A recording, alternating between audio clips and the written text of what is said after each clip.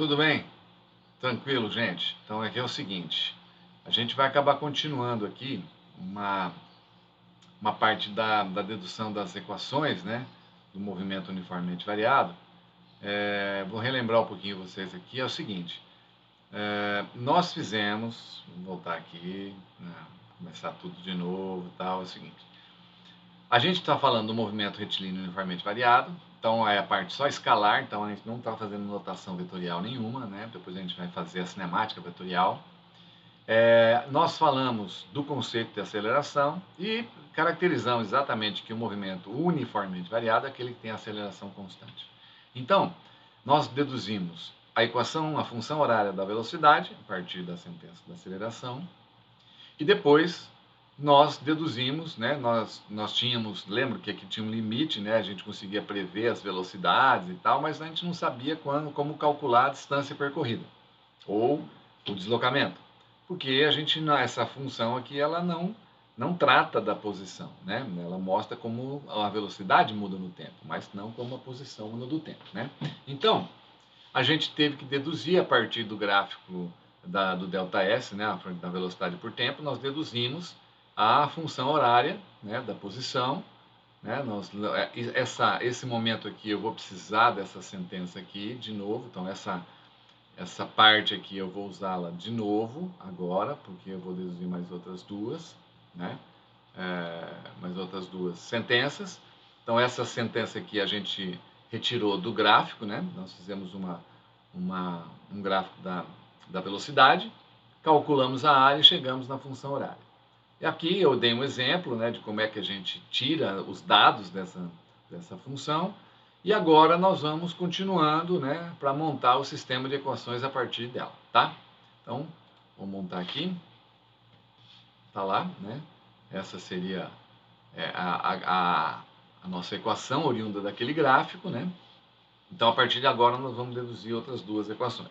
Uma que é chamada equação de Torricelli, que ela independe do tempo, e a outra que é da velocidade média, que também ajuda bastante a resolver problemas. Então, aqui vai funcionar assim. Partindo desse pressuposto, se a gente lembrar que V é V0 mais AT, que é a função horária da velocidade, e eu simplesmente aqui isolar o tempo, eu vou passar esse cara para cá, então ele fica V menos V0, e o A eu vou passar dividindo, então vai ficar o tempo isolado nessa sentença desta maneira. Ainda lembrando, né?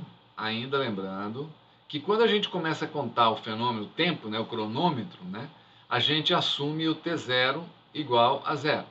Então, feito dessa maneira, o que nós vamos ter substituindo essas duas coisas, né, na equação 1, né, nesse lugar aqui. Então, vou reescrever a equação 1, vai ficar assim, V mais V0 dividido por 2, que multiplica. Então, isso aqui é só esse primeiro termo, e agora eu vou multiplicar esse outro termo aqui. O nosso T0 vai valer zero, então nós já vamos cortar o bicho aqui valendo zero, né? E o T, esse cara aqui, nós vamos substituir por essa expressão do tempo aqui. Então vai ficar V menos V0 dividido por A. E a gente vai ter, então, completando aqui igual ao ΔS. Então nós vamos ter essa mesma sentença aqui agora modificada com o T sendo dessa forma e com o T0 sendo zero. Muito bem. Feito isso, eu tenho uma multiplicação de frações aqui, né?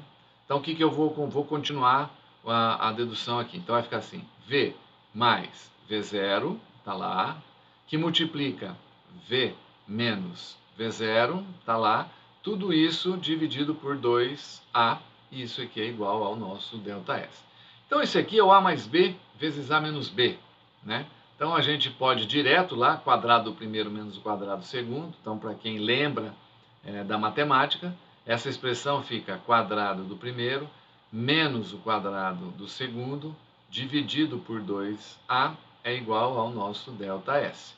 Se a gente continuar a história, eu vou passar o 2A multiplicando, vai ficar V quadrado menos V0 quadrado igual a 2A ΔS. E ainda continuando, né? Continuando a nossa história, o que é que nós vamos obter? Vou deixar o V0 aqui sozinho, né? pegar esse V0 aqui e deixar ele sozinho, então ele vai ficar V quadrado, desculpe, o V0 não, o V quadrado, né? Passa para lá o V0 ao quadrado, mais 2A delta S. Essa sentença, ela é super importante para a gente resolver problemas, porque aqui, como vocês percebem, ela não depende do tempo. Então, ela não tem a variável tempo. Então, ela independe do tempo, né? E assim sendo, alguns exercícios são resolvidos facilmente quando a gente aplica. Isso aqui era a chamada equação de Torricelli, né? Para quem lembra, embora não tenha nada a ver, bom, mas aí é outra história. Torricelli, tá? Então, o Torricelli, evangelista Torricelli, ele acaba... essa aqui é uma história que eu vou contar para vocês depois dessa sentença aí, o motivo de ser Torricelli, tá bom? Bom, de qualquer forma, nós temos aí outra expressão do movimento uniformemente variado que a gente pode contribuir. Outra que vai sair da mesma sentença, eu vou continuar aqui embaixo, tá? Vou fazer a mesma sentença, então aqui, né, pegando essa primeira parte aqui, então aqui eu vou apagar,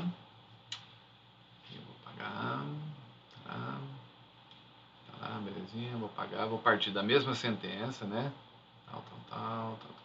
Tal. E aí a gente vai fazer uma coisa que acho que vocês vão lembrar. Vocês se lembram do conceito de velocidade média, né? Então, velocidade média, né? Então, o conceito de velocidade média, lá no movimento uniforme, é ΔS, né? O espaço total, né? Lembra lá? Espaço total pelo tempo total, esse era o nosso conceito de velocidade média. Muito bem.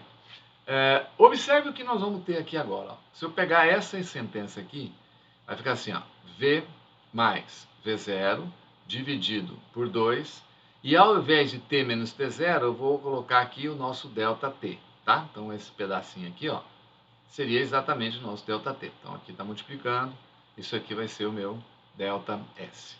E olha só o que a gente descobre no movimento uniformemente variado, né?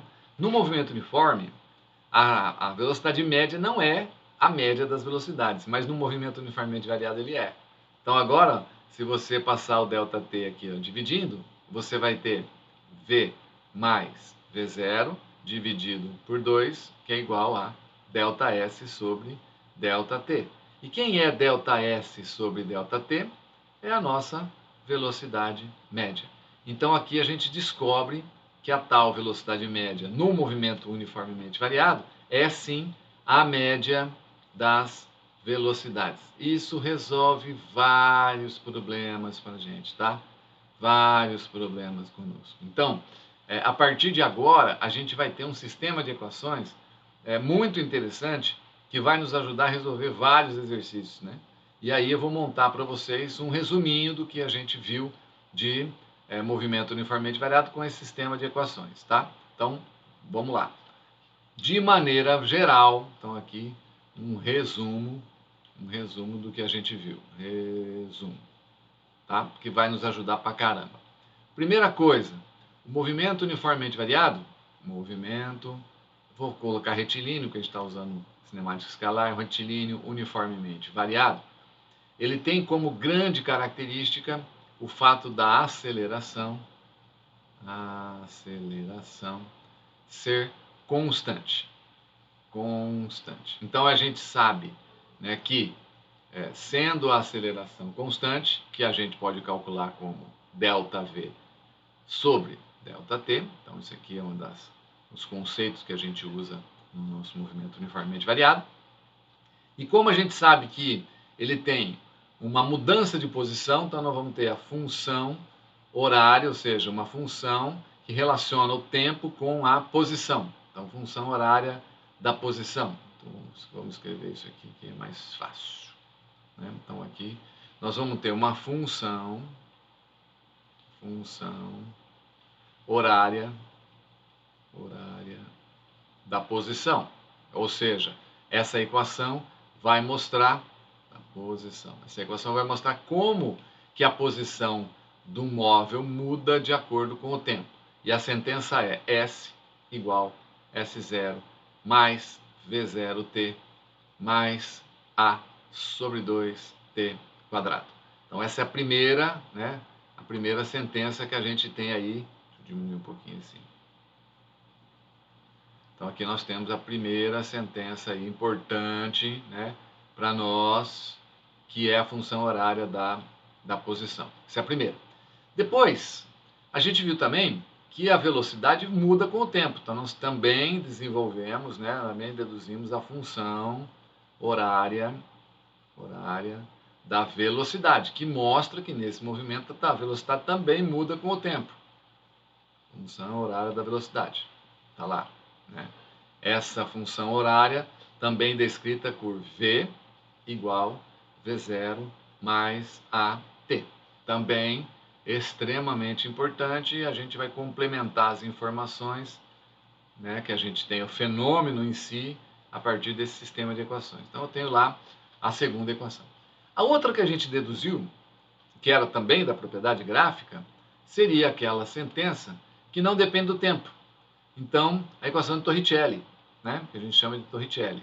Torricelli. Tá lá.